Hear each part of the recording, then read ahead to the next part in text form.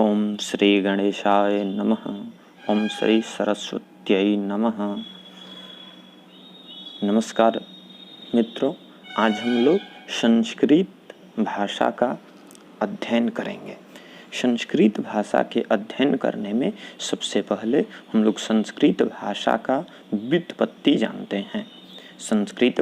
संस्कृत शब्द सम उपसर्ग पूर्वक क्री धातु से क्त प्रत्यय के द्वारा निर्मित हुआ है। इसका अर्थ होता है प्रकृति, प्रत्यय आदि से संस्कार की गई भाषा। ऐसी भाषा जो शुद्ध हो, पवित्र हो तथा संस्कारवान हो।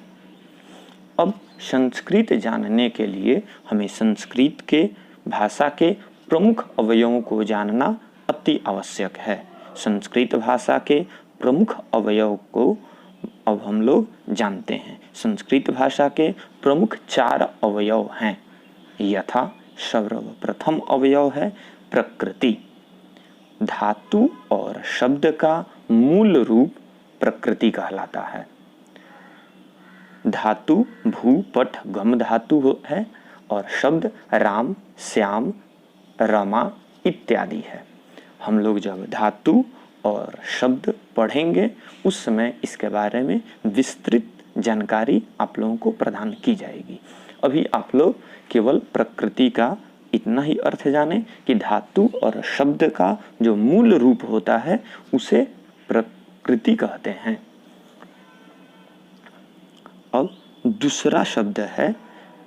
दूसरा अवयव है प्रत्यय। तो बच्चों, अब हम लोग प्रत्यय के विषय में जानते हैं। संस्कृत भाषा पढ़ने के लिए प्रत्यय अति आवश्यक अंग है।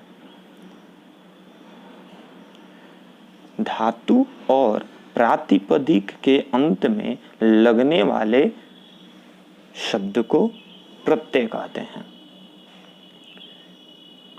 हम लोग ऊपर धातु जाने हैं, जैसे भू धातु है, और शब्द जाने हैं, शब्द को ही प्रातिपदिक कहते हैं।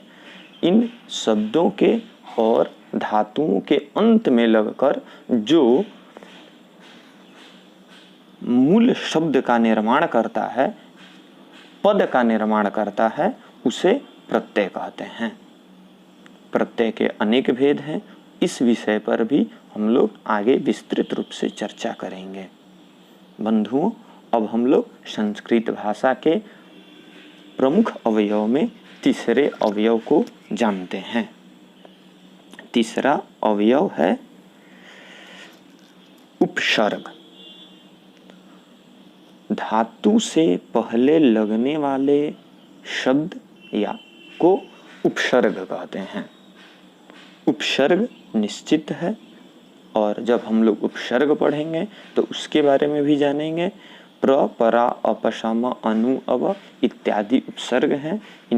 ये किसी भी शब्द के धातु के प्रारंभ में लगकर धातु के अर्थ को अपने अनुसार परिवर्तित कर देते हैं।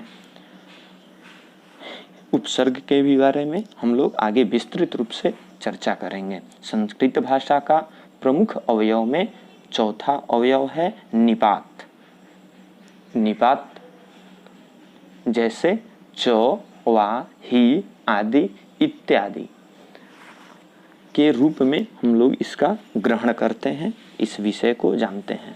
बच्चों, आज हम लोग संस्कृत भाषा के प्रथम पाठ में केवल संस्कृत भाषा के प्रमुख अवयवों का अध्ययन किए। यह यदि आप लोगों को समझ में आ जाएगा तो पुनः हम दूसरा वीडियो लेकर आएंगे।